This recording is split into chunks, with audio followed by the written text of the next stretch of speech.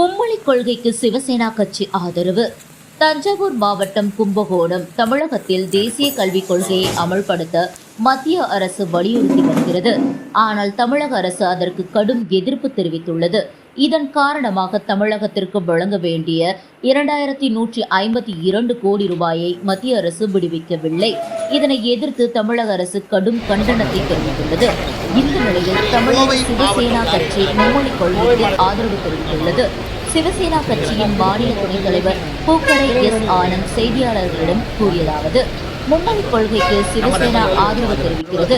சிவசேனா கட்சியின் மாநில செயலாளர் ஆர்.பி. ரமேஷ் தலைமையில் பாரதிய ஜனதா கட்சியின் மாநில தலைவர் அண்ணாமலை ஜி மற்றும் விவசாய அணி மாநில தலைவர் ஜே.கே. நாகராஜ் ஆகியோரை சந்தித்து மும்மொழி கொள்கைக்கு எங்கள் ஆதரவை தெரிவித்து சிவசேனா கட்சி சார்பாக கடிதத்தை வழங்கினோம்.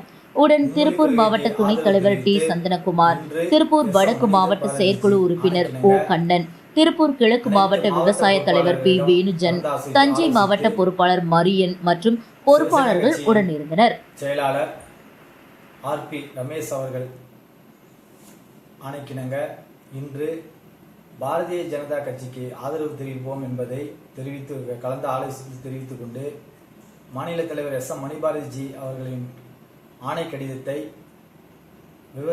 பிஜேபியின் விவசாய அணி மாநில தலைவர் ஜே.கே. நாகராஜ் அவர்களிடம் ஆர்.பி. ரமேஷ் அவர்கள் வழங்கினார்.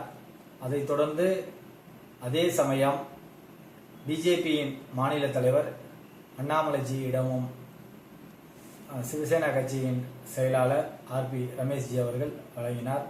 அனைத்து மாவட்டங்களிலுமே சிவசேனா கட்சி மும்மொழி கொள்கைக்கு ஆதரவு தெரிவிக்கும் என்பதை மாநில தலைமை சார்பாக தெரிவித்துக் கொள்கிறோம்.